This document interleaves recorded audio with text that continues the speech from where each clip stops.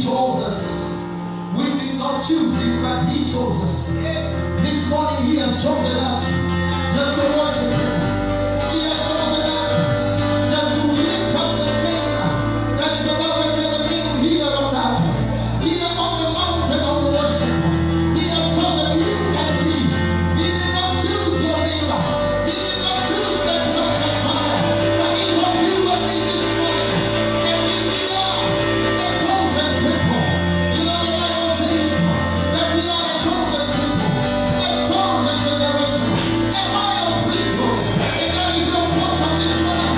I will give Him some praise, give Him some glory, I will give Him some noise.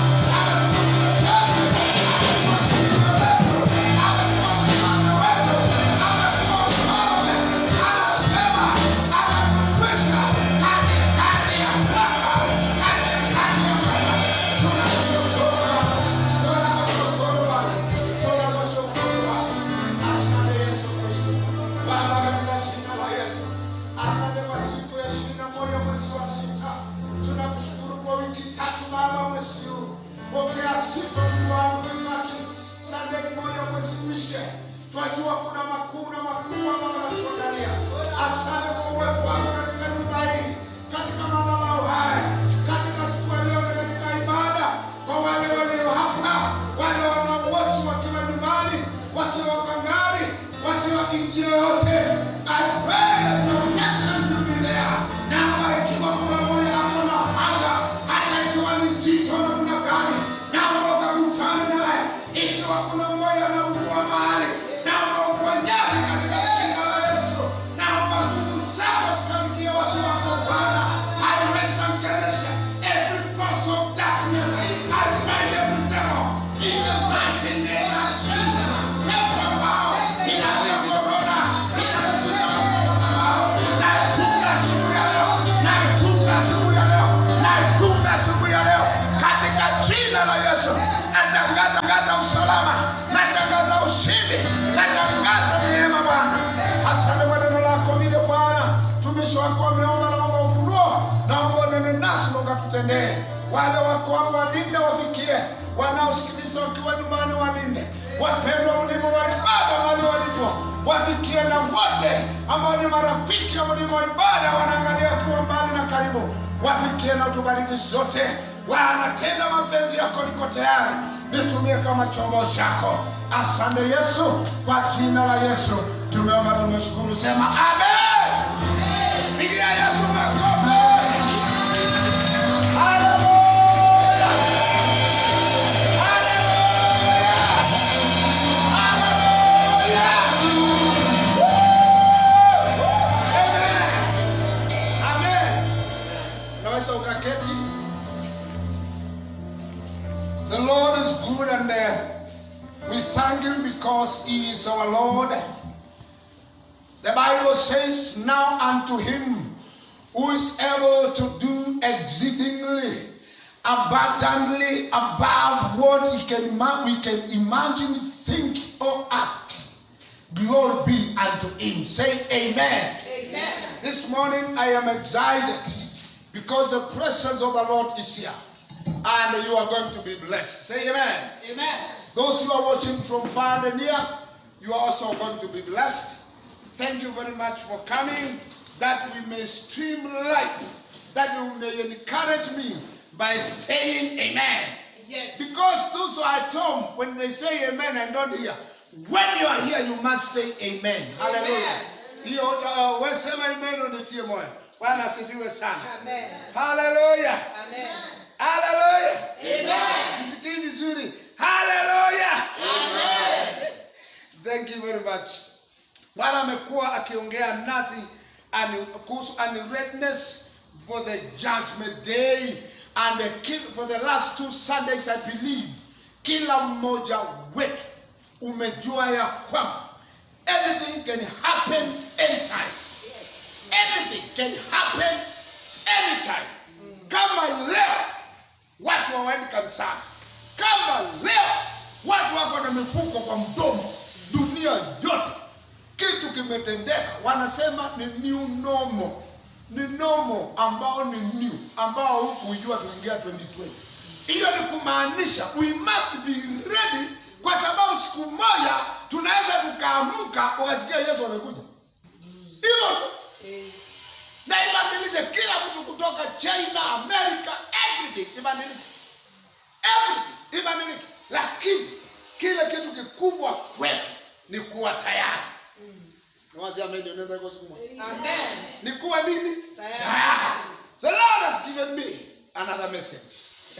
Amen. Another message. Amen. I'm going to do it either for 2 Sundays or for 3 Sundays. And I was meditating upon it and discovered it is something that every Christian should know. That's not the topic.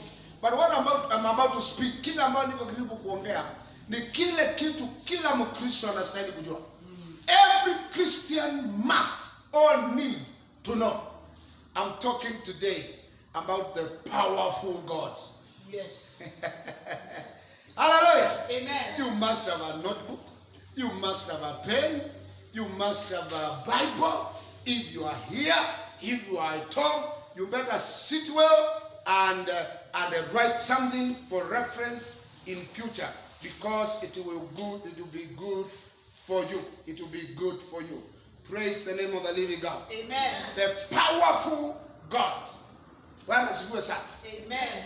The powerful God. Amen. Hata wewe yani. Amen. Ngai ulawebina. Amen. The powerful God. When you grew up, have you ever wondered what is happening?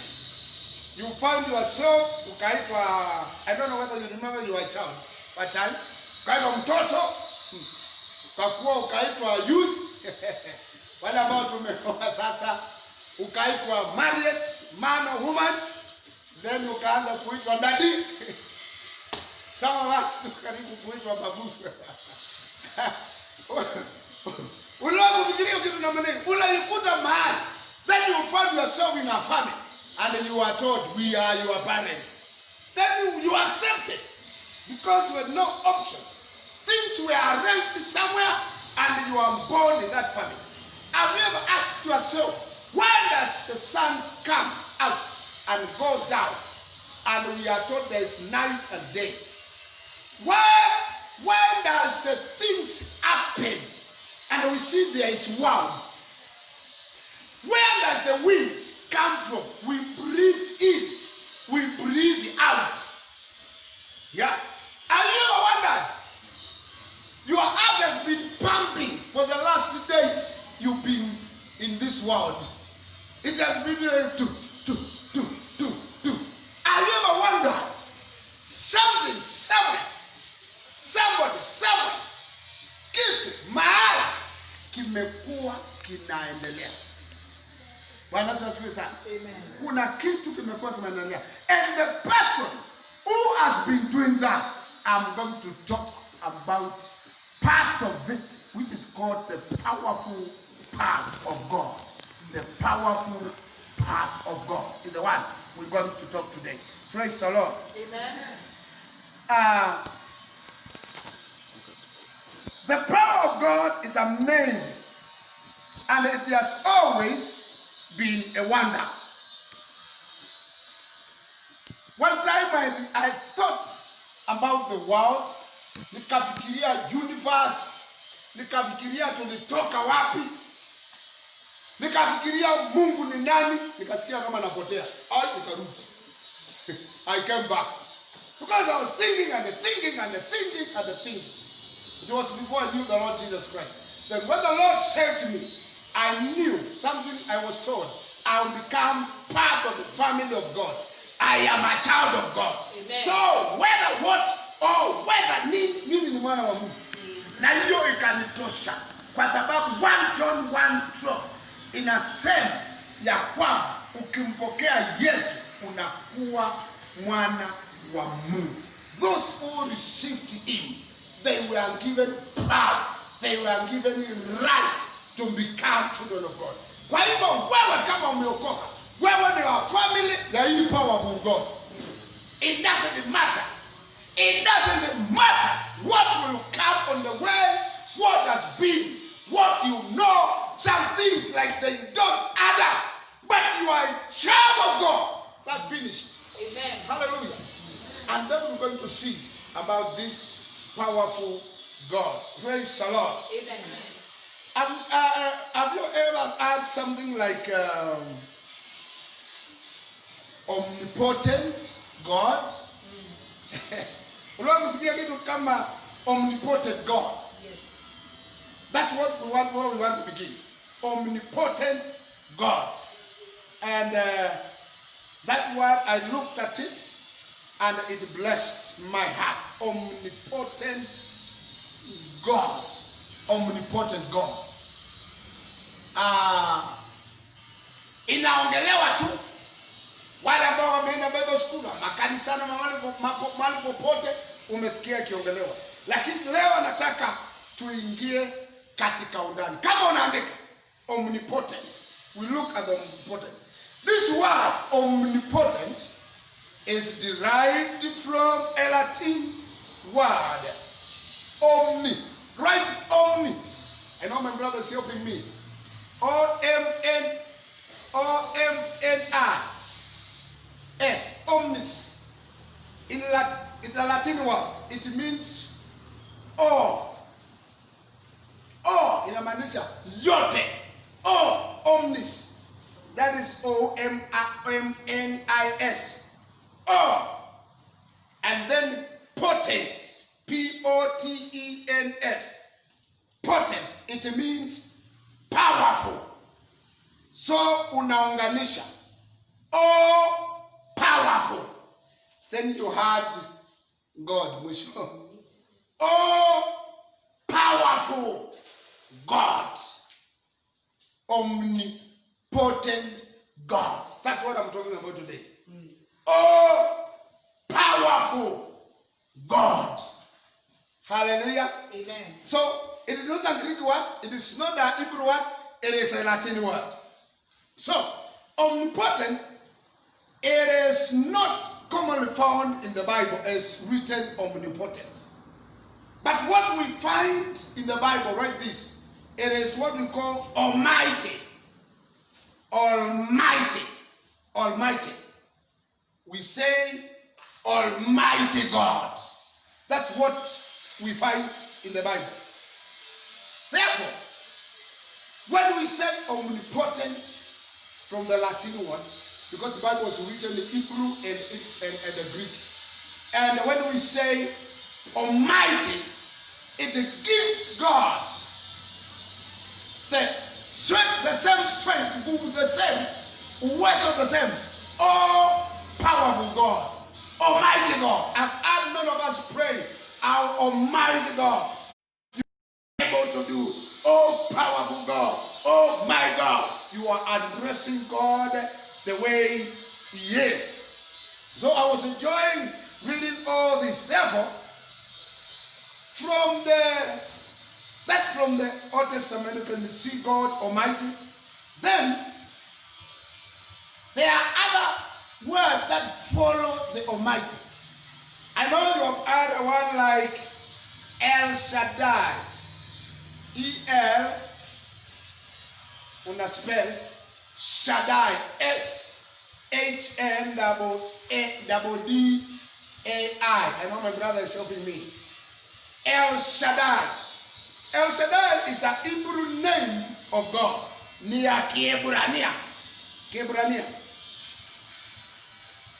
El Shaddai, when you say El Shaddai, Ke Hebrew una invoke the omnipotency of God. When you say El Shaddai, unaingiza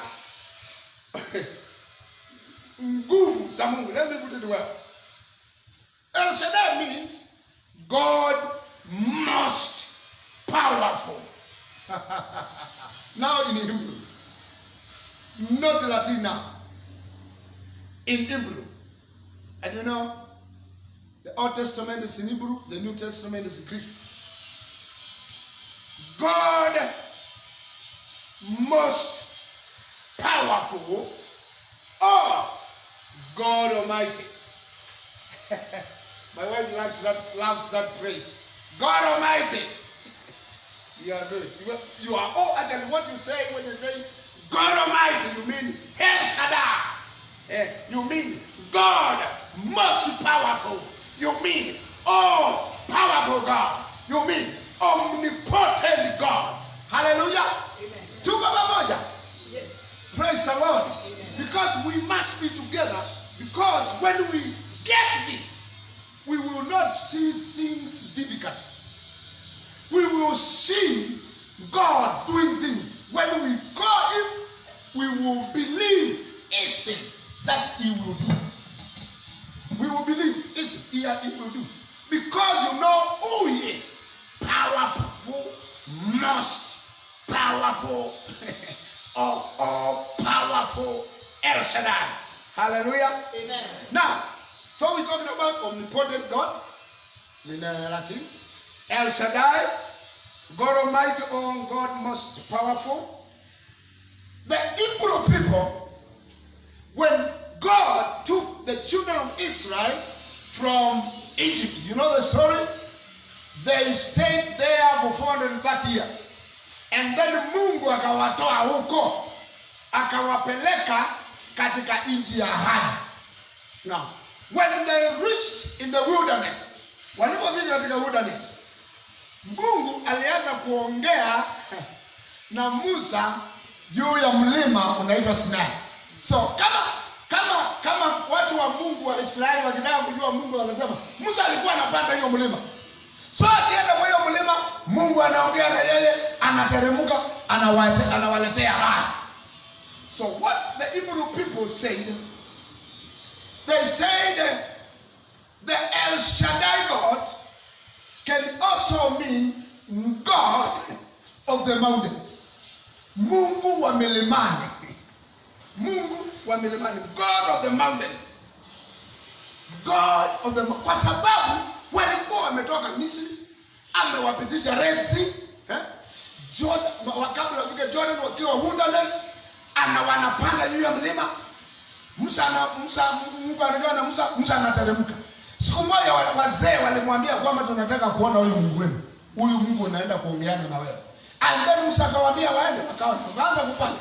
Na Mungu akasema wakuja. When they went, wakikaribia mlima, ikaanza kutetemeka. Wakipanda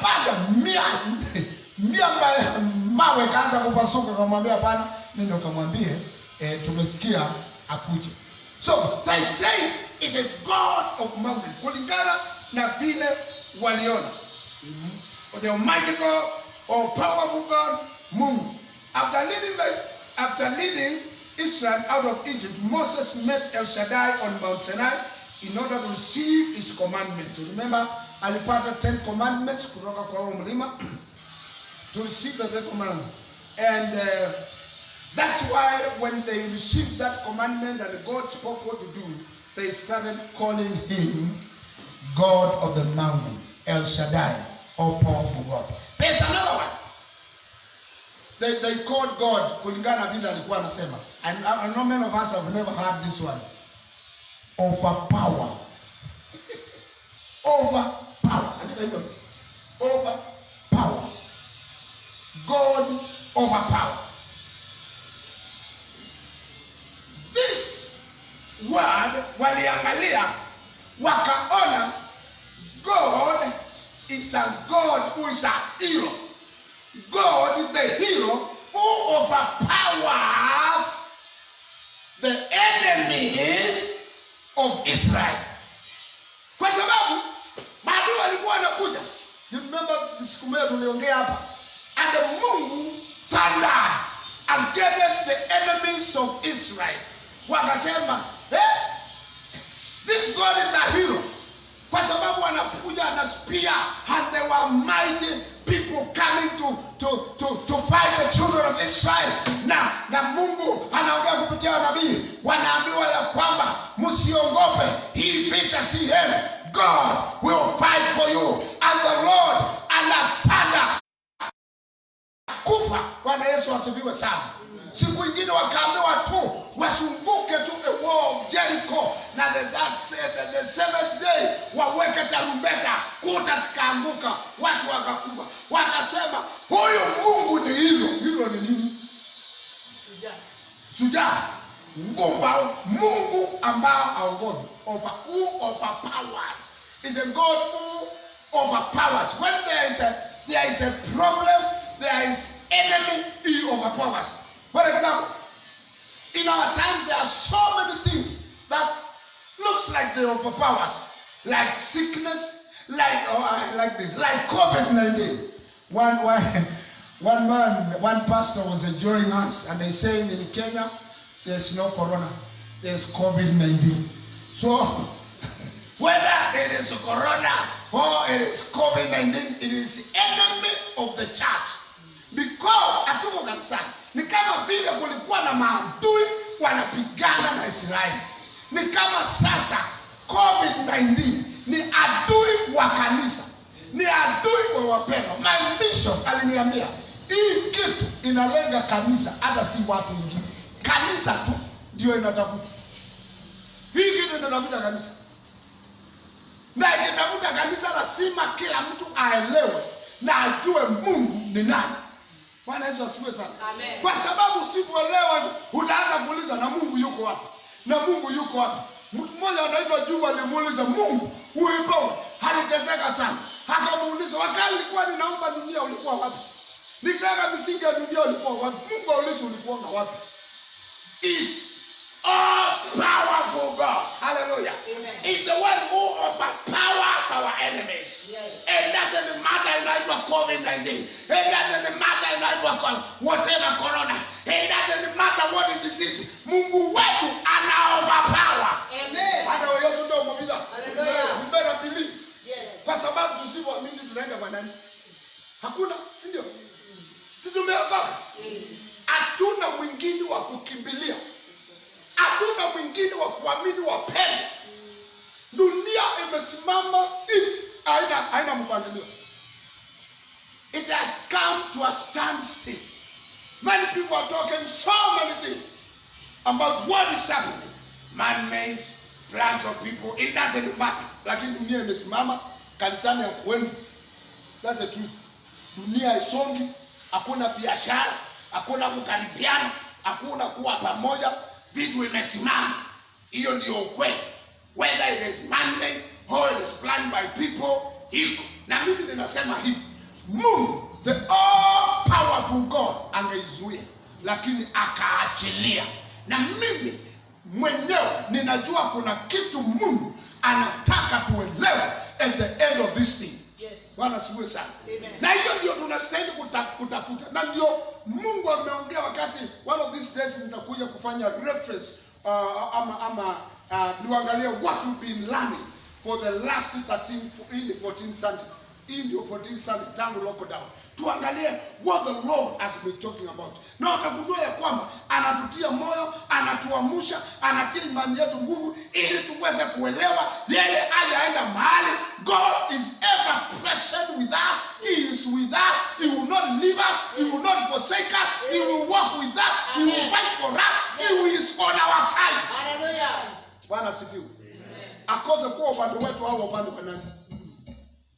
Bwana sifiwe sana. Amen. Hallelujah. Amen. Kwa hivyo Mungu overpowers our enemies. Yes. Kaugonjwa kauko kwa binio, hii angai overpower. Kauka kwa binio you are anger. Kama binio you are man, you are dad, you are brother, you are sister. The God who overpowers the enemies of Israel. He overpowers the enemies of Christians. Hallelujah. Amen. This Christians must know.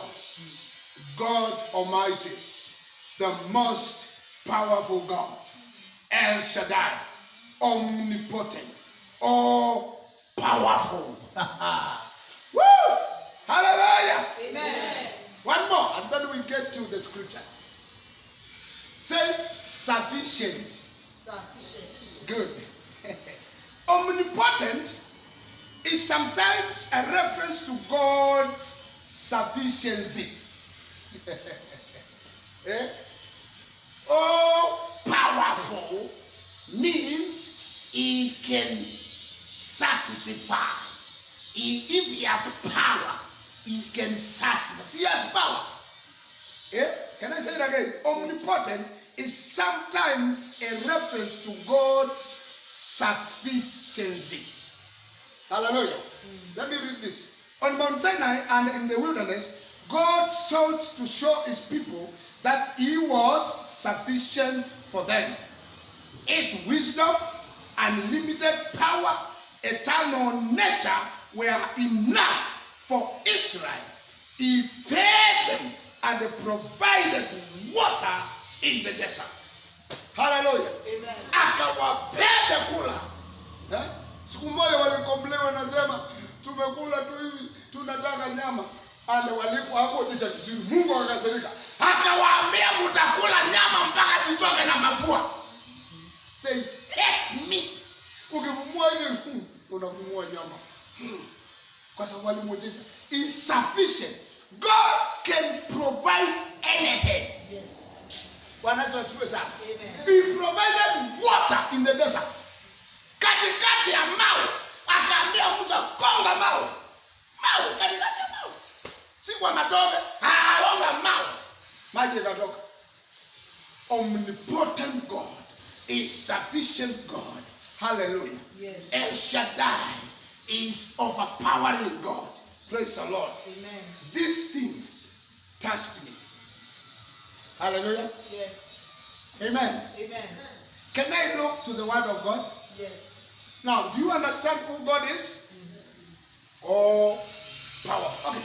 There are other attributes of God. Theoge is omniscient, No. We are talking about omnis and potence. Omnis. Oh, potent. Powerful. Oh, powerful God. Woo! Bwana Yesu asifiwe. Hallelujah. Mnasema amen na mko siku.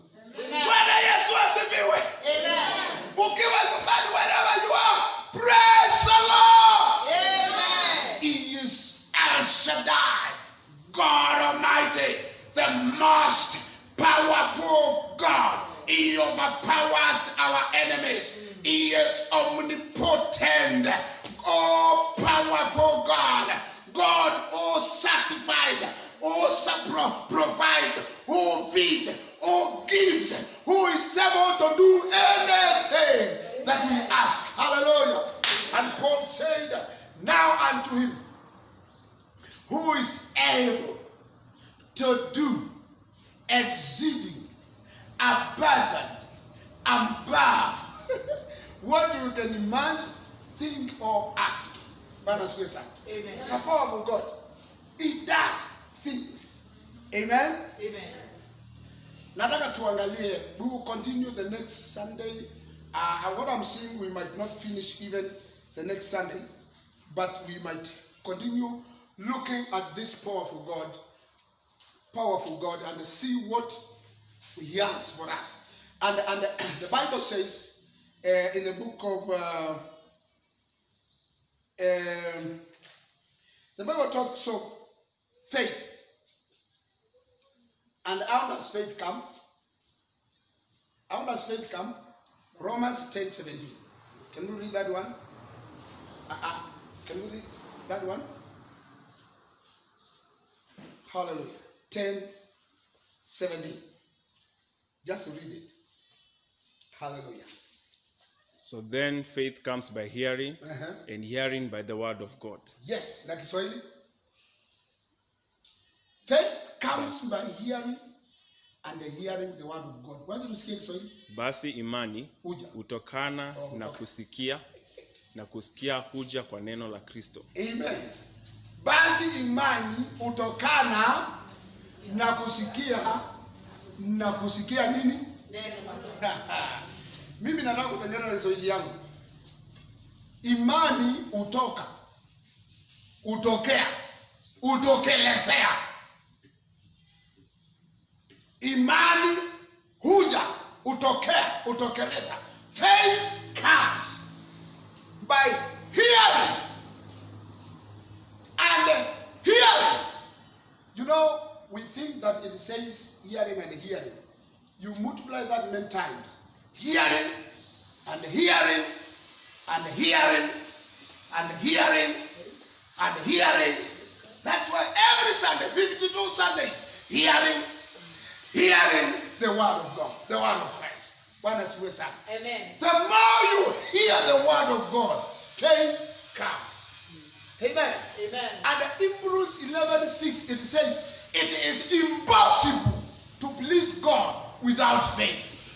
And how do we get faith? Faith comes when we hear the word of God. Today, we are hearing the word of God. That God is omnipotent, all powerful. Yes. God is El Shaddai, the most powerful God. Yes. God overpowers our enemies. Yes. God is all sufficient.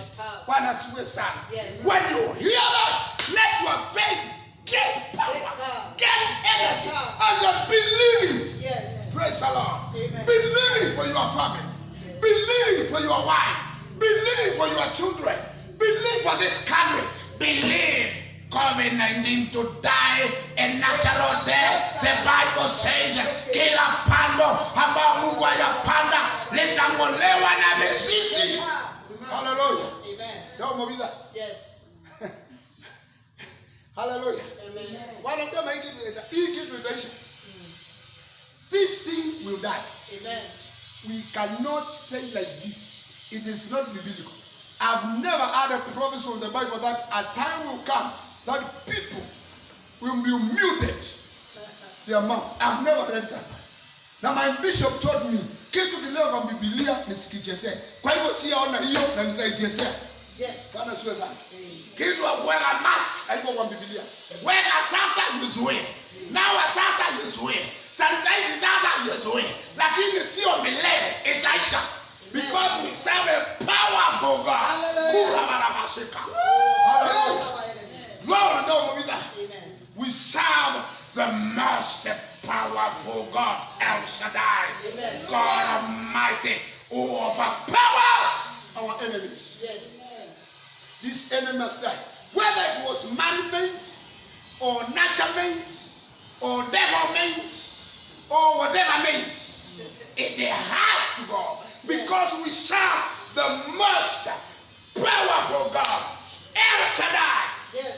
God who speaks and the rocks they will go into pieces. Alikuwa anaongea Mount Sinai, miamba inapasuka. Sasa mtu COVID unaoa na maji na sabuni ni nini? Oh sheka ya makanda basa. Oh yes Lord. Nini? Anaongea miamba inapasuka. What are you talking about? You are in any age? Where are we? And when are we? Yani twende. We have a God who is powerful. Hallelujah. Amen. Let's look then at the word of God about God is all powerful. Can we go to Psalm 62 verse 11? Is it possible? Hallelujah. Amen. Psalm 62 verse 11. I'm not sure whether we did NIV. Psalm 62. If you get it, put it, read it. Hallelujah. 62 verse 11. I'm new NIV. Let me read verse 11. This one thing God has spoken. Two things I have heard. Power. Sema power. Power. Power Power. belongs to God. Let me read the New King James, then you read the Kiswahili. God has spoken once. Twice I have heard this. That power belongs to God. Swahili? Mara moja amenena Mungu, na mara mbili nimeyasikia haya, ya kuwa nguvu zina Mungu. Say amen. Amen. My interpretation, which is down to earth. Look at yourself. You have 2 years or you have 1 year. 2 years. Okay. God, this is me. My New King James says, God has spoken once. Twice I have heard. To me, I have the 2 years. This year, once. This me now. This year, another one. What did I hear? What did I hear? That's power. Can you say it? What did I hear? Power belongs to God. God has spoken once. Twice I have heard. Hallelujah. Amen. Leo mavida. Yes. Hadi anaongea mara moja unasikia na masikio mbili. Ya kwamba nguvu ni za nani? Za Mungu. Hallelujah. Amen. Wapenda, we better believe Yes. God has power. Anaongea mara moja ninasikia twice. Yes. Anaongea mara moja nasikia hapa, nasikia na hii ya kwamba nguvu ni za Mungu. Yes. Hallelujah. Amen. Never. See, you are born again. Tukaendelea. Tukaendelea. Sio ngobe. Atikiswahili ya kusoma wao. Imesema nini? Imesema mara Ya kuwa nguvu zina Mungu. ya kuwa Mungu ameongea nini? Mara moja amenena Mungu, Mara moja amenena. mara mbili nimeyasikia haya, ya kuwa nguvu zina Mungu. Atusikiangi na macho, atusikiangi na mdomo. Mungu ongea na mdomo, lakini nimesikia. Hii ni kuinsist. You know, the Israel walikuwa anasema mstari moja anaurudia hapa. Hiyo ilikuwa kuinsist. He has spoken once, twice nimesikia. Wapendwa, Mungu wetu ako na nguvu. Yes. We better believe that today, the 21st day of June 2020. Yes. Nguvu ni za Mungu. Hii sikia na masikio mbili. Amen. Amen. Amen. Amen. Mungu atusaidie. Yes. Anisaidie. Mara nyingine yani vitu inaenda mbaya, yani unashangaa hii ni nini? Naomba wakati unasikia mambo ni mabaya, useme Mungu aliniambia na masikio mawili ya kwamba nguvu ni zake. Sasa ninaongopa nini? Hebu sikia mstari mwingine, Job 26:14. We have scriptures but we will not go far because we'll be moving slowly by slowly. 62:14. Job. Am I right? 26:14. No, 62. 26:14. Sorry. New King James Version. Inasema kwamba indeed these are the mere engines of his ways, and how small a whisper we hear of him, but the thunder of his power, who can understand? No, good. Swahili. Tazama, hivi ni viunga tu vya njia zake, na jinsi yalivyo madogo na manong'ono tusikiayo katika habari zake, lakini gurumo za uweza wake ni nani awezaye kuzielewa? Gurumo za uweza wake ni nani anaweza kuzielewa? Yes. Hawa wazee wa Kiisraeli walikuwa na madevu yao, wanasema sisi tunataka kumuona Mungu. Anambia, unataka kuona Mungu? Let us go there. Wanapanda mawe. Wakaona mlima yote, Mount Sinai inatetemeka. Miamba inapasuka, pa! Wanaona moto, wakasema tusonge. Inapasuka tena, pa! Wanasema hapana. Hapana. Nenda umwambie kila atakwambia. Kila atakwambia. Tutasikia. Hapa mwisho umesema nini? Who can understand the thunder of his power? So ni nani anaweza fanya nini hapa mwisho? Ni nani? Nani awezaye kuzielewa? Lakini gurumo za uweza wake nani awezaye kuzielewa? Thunder of his power. Nani anaweza kuzielewa? They are beyond our comprehension, imagination.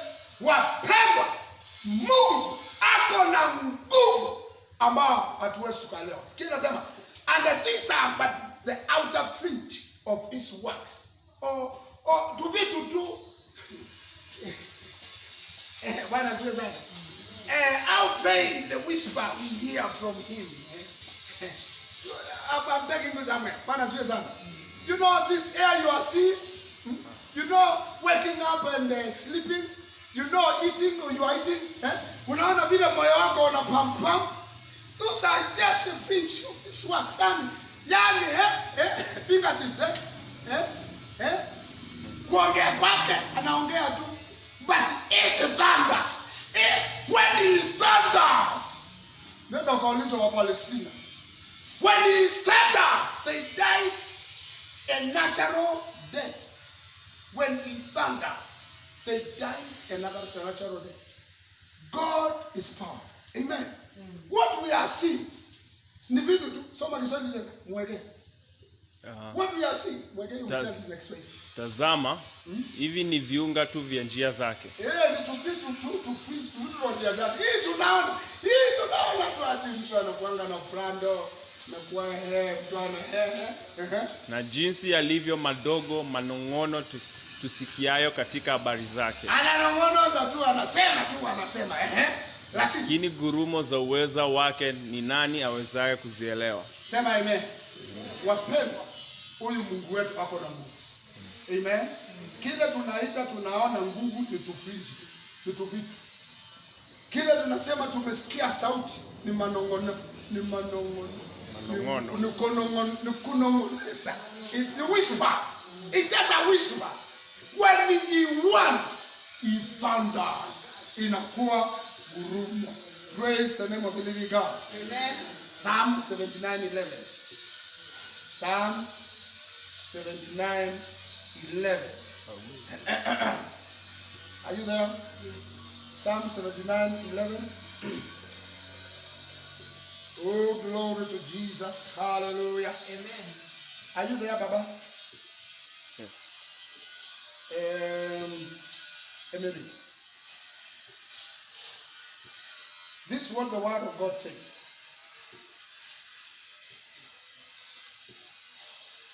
My groans, and I read the James version. Let the groaning of the prisoner come before you, according to the greatness of your power. Preserve those who are appointed to die. Go ahead. Kugua kwake aliyefungwa na kuingie mbele zako.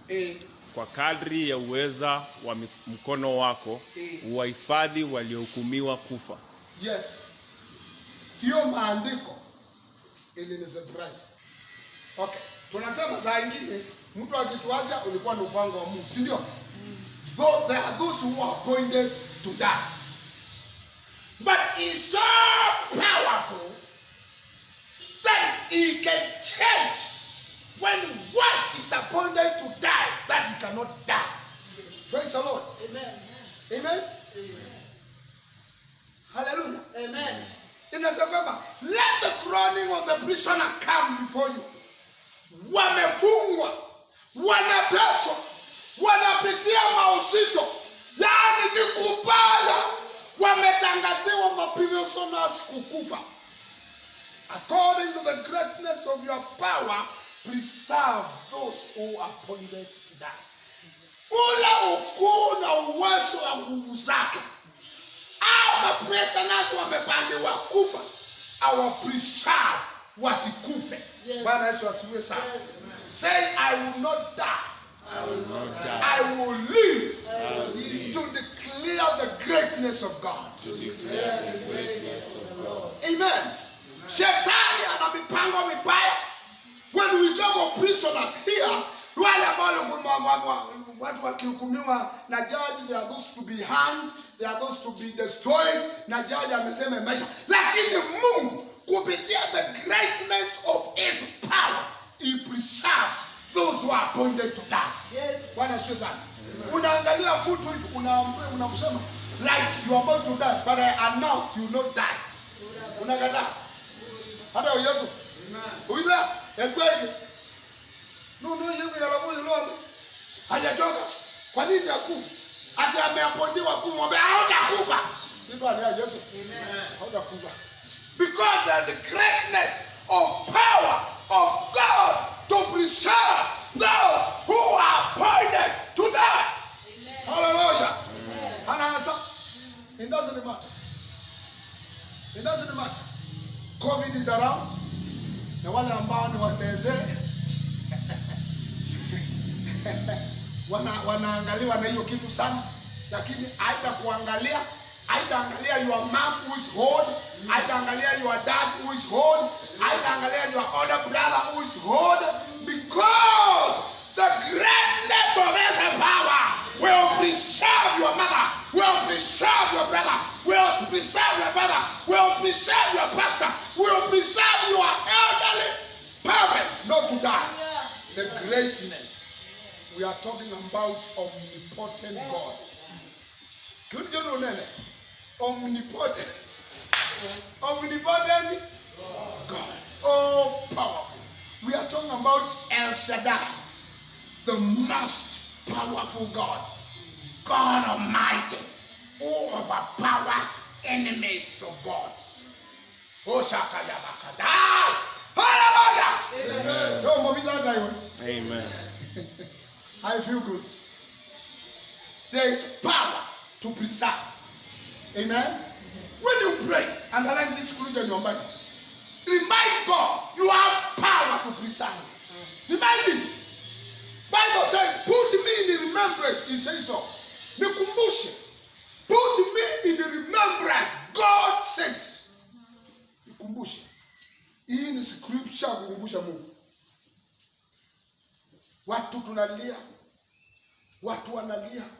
Unaenda unaona mgonjwa ana groaning in the prison of sickness. But kumbusha Mungu, according to the greatness of his power, God, you have given me authority to cast out devils. Then you decree and declare.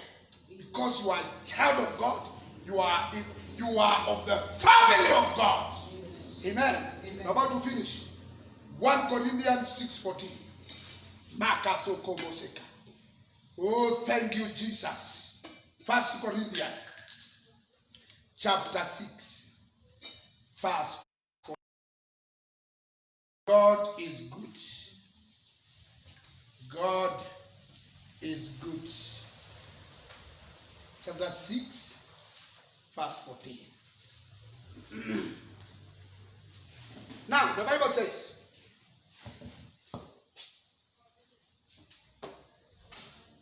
God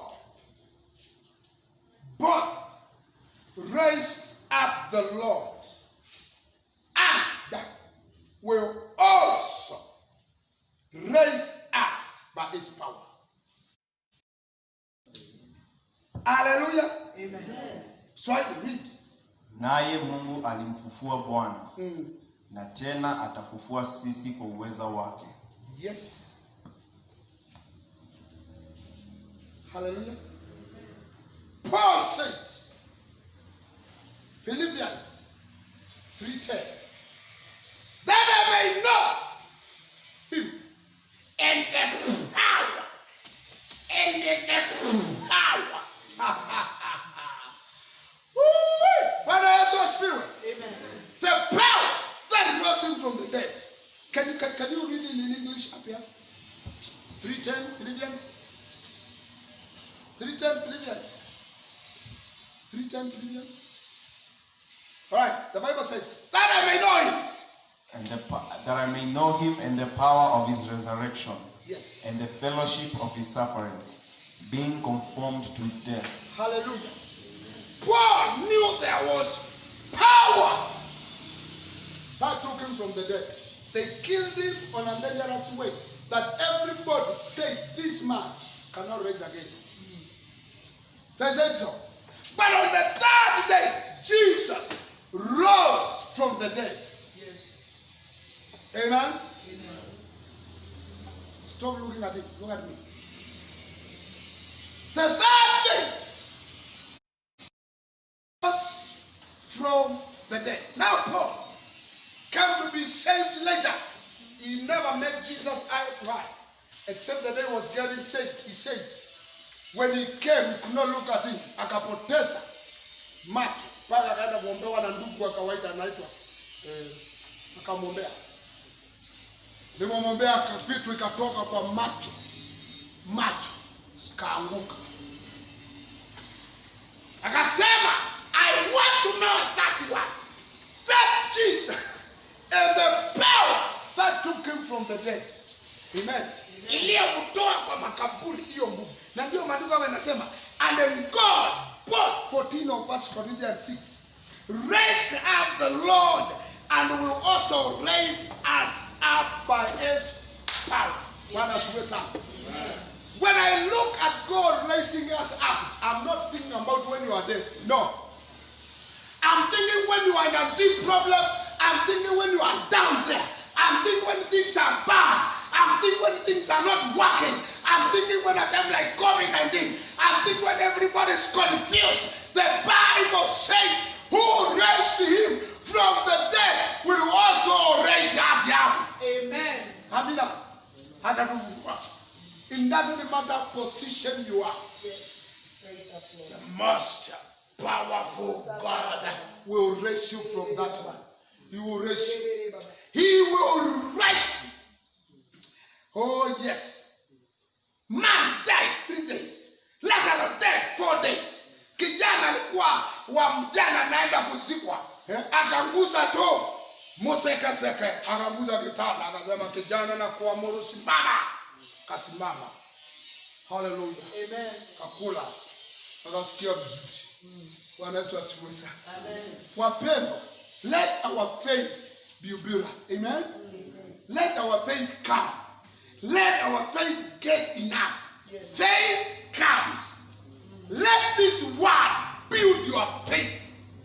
Amen. Amen. That you be raised from wherever you are saying, from whatever you are seeing, from whatever you are hearing. Let you be raised by the power that raised your Savior from the dead. Yes. Hallelujah, Yahweh. Yes. Now, Malaysia, because we'll continue on next Sunday. Hallelujah. I want to show you another scripture that moved me as I finish. 1 Corinthians 1:18. These were, we used to quote it those old days. It came again. Verse 18. New King James Version. New King James Version. The Bible says, for the message of the cross, 1 Corinthians 1:18, is foolishness to those who are perishing. But to us who are being saved, what it is? What is it? The power. It is the power of God. Hallelujah. Where is it? Kwa sababu neno la msalaba kwao wanaopotea ni upuzi. Wanaopotea hii msalaba Bwana asifiwe, nimeokoka, ni upuzi. Bali kwetu sisi tunaookolewa, sisi tunaomkiri Yesu na tunasema tumeokoka, ni nguvu ya Mungu. Ni nguvu ya Mungu. It is the power of God. Praise the Lord. Amen. When you say praise the Lord, mommy, when you say you are saved, we are saying I am power of God. Ila wasemi mutangie wasa ninapina wangai. Those days 70s, you know, tulikuwa tumetambua kuna hii nini inapiga maji kutoka kwa river inapandisha maji kwa mlima. Tulikuwa tunaimba wimbo, ninaamini hata wakatuma, ninaamini hata wakatuma, I have a power like a generator. Aweza piga maji kapanda mlima. Tulikuwa tunaiangalia namna hiyo. Hallelujah. Sisi ambao tumeokoka, it is the power of God. Lakini wale hawajaokoka, hii ni upuzi. Hii ni upuzi. I want to speak. Bwana asifiwe. Uko na pesa unasema Bwana asifiwe. Uko na mali unasema Bwana asifiwe. Kwa ni upuzi. It is foolishness. But to us, it is the power of God. When we say we are saved, and I pray to God today that each one of us who are here and listening, when you say you are saved, remember, you are saying, I have the power of God. Yes. Power of God is upon my life. Yes. That's why He has changed me. He made me the kind of person He wanted me to be. He changed me. I left other things of the world and I decided to follow Jesus. Hallelujah. Amen. To follow Jesus, I have decided to follow Jesus. I have decided to follow Jesus. No turning back, no turning back. Msalaba mbele, dunia nyuma. Msalaba mbele, dunia nyuma. Msalaba mbele, dunia nyuma. Sitarudi, sitarudi. Why? Power of God is upon my life. Hallelujah. Amen. Hata wa Yesu. Amen. Acts 1:8. Akawaambia, when the Holy Spirit will come upon you, you will receive power. Hata iwe. Yes. Yes. Power will be upon your life. Can you put there Romans 1:16? If it is possible, we finish there. Oh, yeah. Glory! Romans 1:16. Are you there? Can you read in English, in New King James? For I am not ashamed of the gospel of Christ, for it is the power of God to salvation for everyone who believes. Yes. For the Jews first and also for the Greek. Verse 17. For in it the righteousness of God is revealed from faith to faith, as it is written, the just shall live by faith. Hallelujah. That's Romans 1:16 and 17. I am not ashamed of this power, of the gospel of Christ, because of this one thing. Nothing else. This one thing.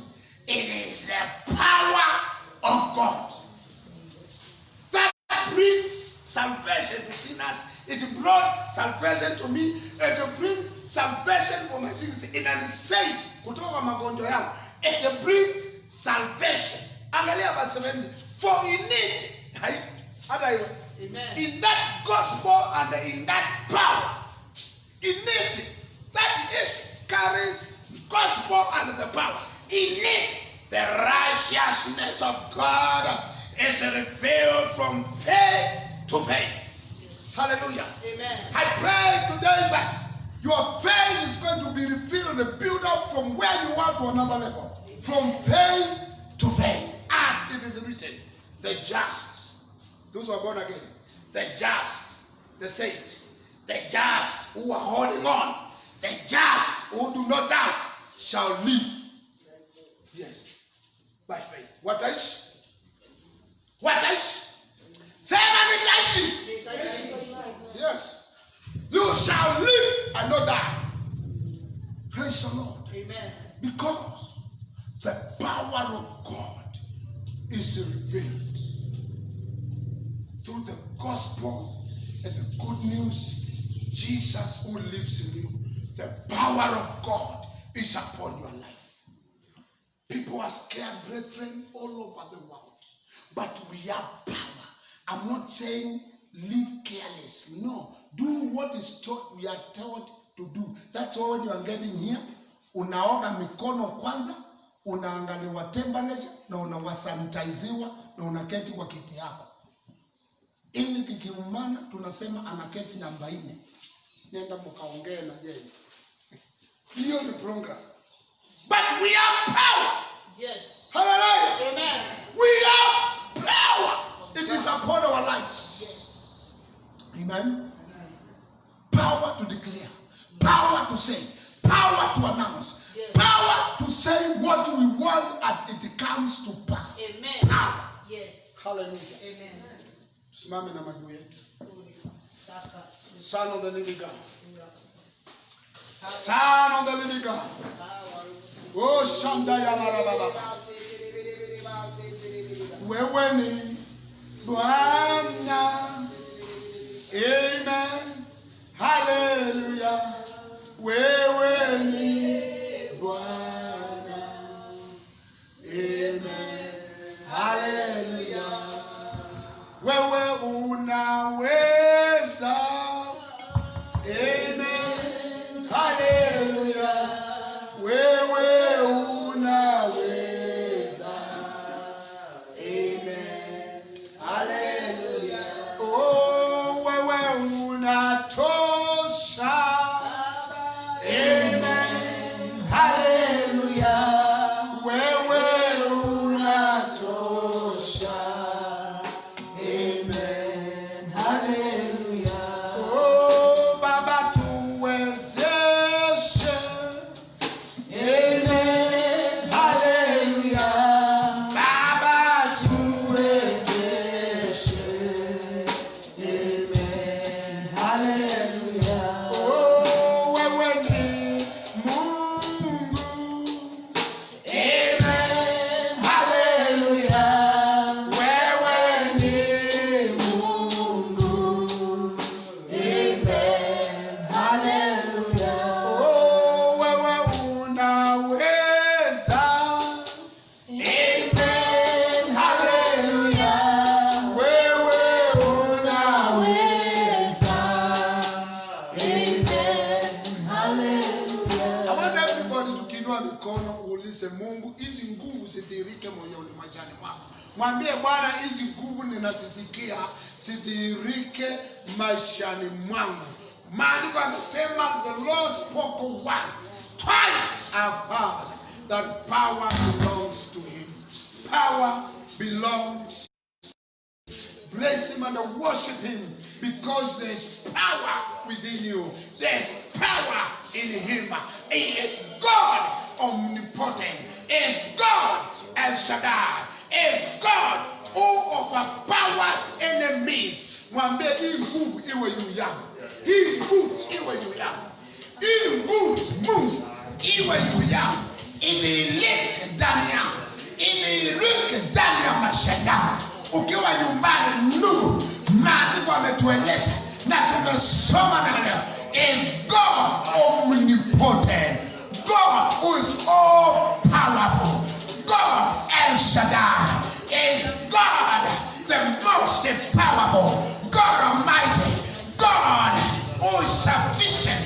Who supplies. Who meets our need. Oh, He has power. He has given us power. Bible says that the message of the cross is foolishness to those who are finished perishing. But to us, it is the power. It is the power. It is the power of God. Tell God, let this power be upon my life. Let this power be upon my life. Lift up your eyes. I want to pray this prayer. Father, in the name of Jesus. Nawaweka wapendwa mikononi mwako. The most powerful God, the Almighty God, El Shaddai, the omnipotent God, all powerful God. You are our God. We lift our hands unto you today, the 21st of June, and we receive power. We receive dunamis. We receive the dynamite power that is we go out. Every devil, every demon, every sickness, every disease will bow because the power of God is upon our lives. I bless these dear ones and I bless those who are listening. By the power of the Holy Spirit, let you move upon their lives. Overshadow them with your power and your anointing. Oh my God, I pray that our faith will grow from faith to faith, from glory to glory. Tutapanda juu kwa sababu imani imejengeka. Hatutaogopa, tutashinda. Hata vita ya COVID tutashinda.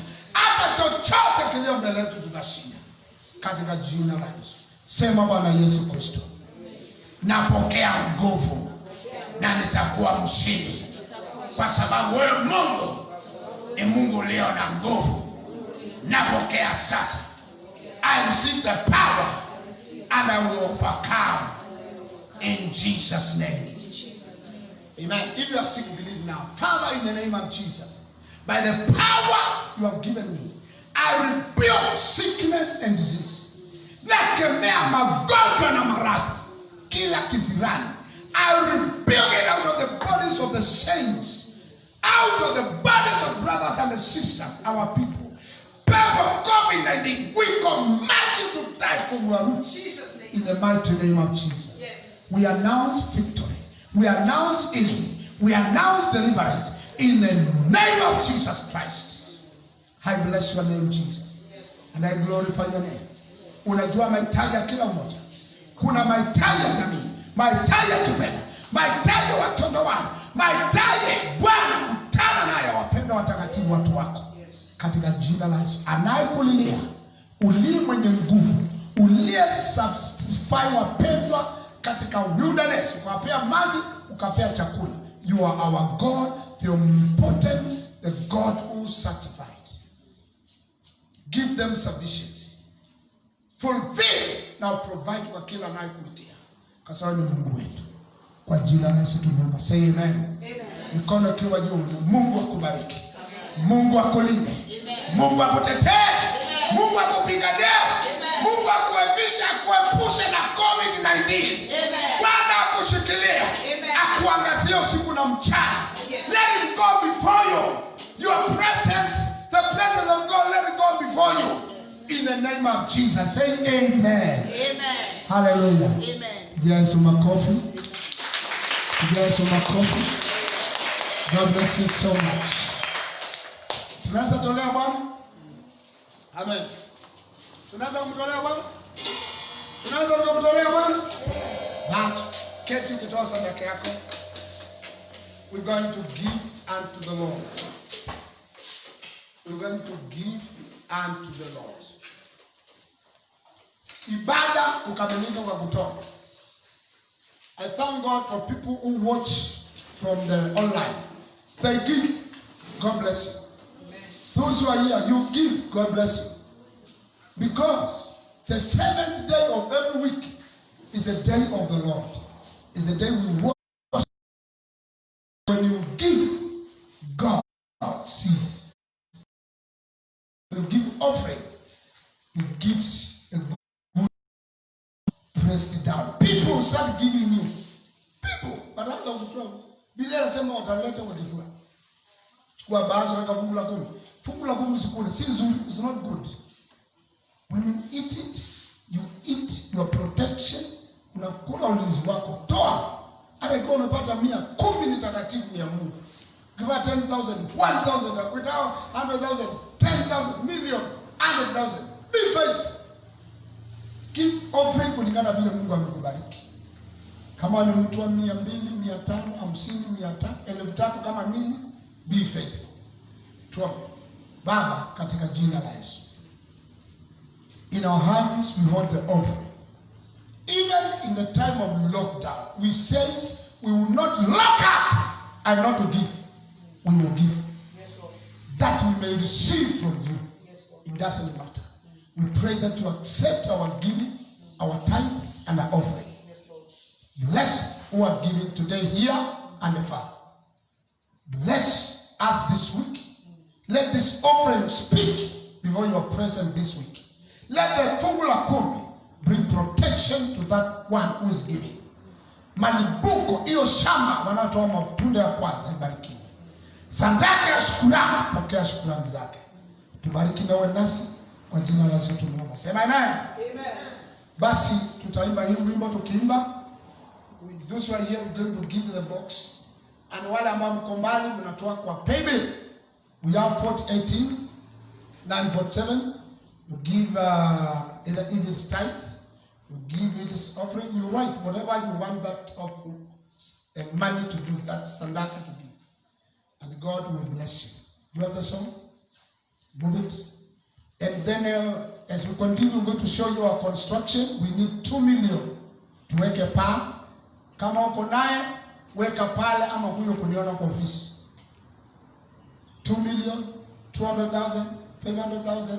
Tukipata tu utaona mabati juu na kila kitu. Yes. Na Mungu aongee na wewe, aongee na mimi. Yes. Ili tumtolee Bwana. Tungoja wimbo. Hallelujah.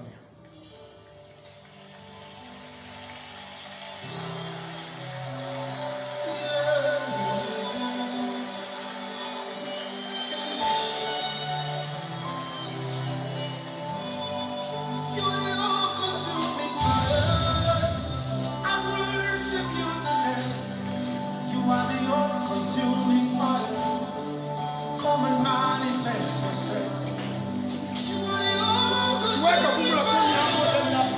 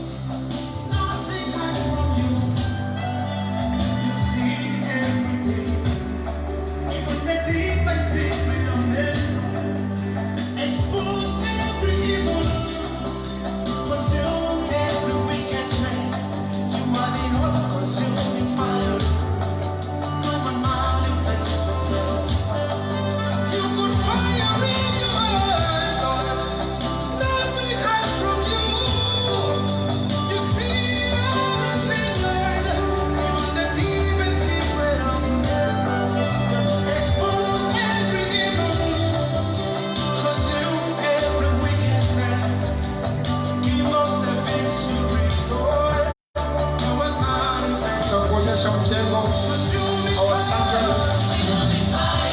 Just a few minutes.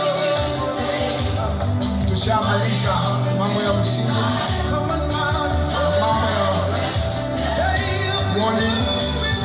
Sasa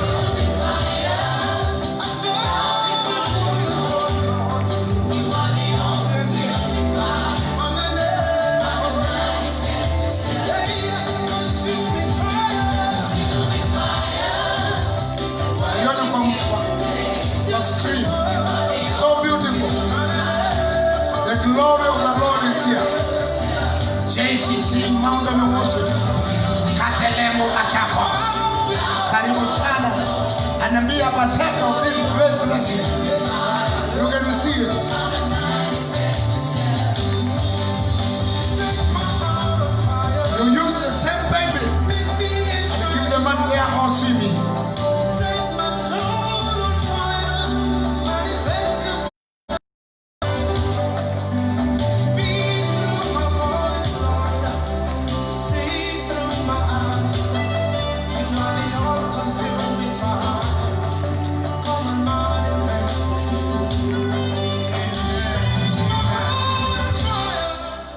Lift up your hands. Mama na miguu yako. Baba, tunasema asante kwa matoleo. Asante kwa kuturuhusu kuja katika nyumba yako hata tukiwa wachache. Bwana, tunakushukuru kwa ibada ya leo, umeongea na sisi. That Lord, you are powerful God. Tukiondoka nje, tunaondoka tukiwa na nguvu. Hatutaongoka chochote, tutakuwakilisha kwa sababu sisi ni wana wako. I pray that you bless those who are here, those who are far, those who are watching, those who watch later. I pray that you shall bless them. Kila offering ambayo imetolewa kwa paybill, imetolewa hapa ama itatolewa, naomba baraka, naomba ushindi, naomba Bwana hali ya sadaka na fungu la 10. Bwana, kila mmoja kapate ile kasi hii sadaka itafanya na fungu ikabarikiwe. Tunakushukuru na tunakuinua kwa jina la Yesu tumeomba. Amen. Amen. Now may the grace of the Lord Jesus Christ, the love of God, the fellowship of the Holy Spirit be with us now and forevermore. Amen. Shalom. God bless you and keep you safe. Amen. Amen.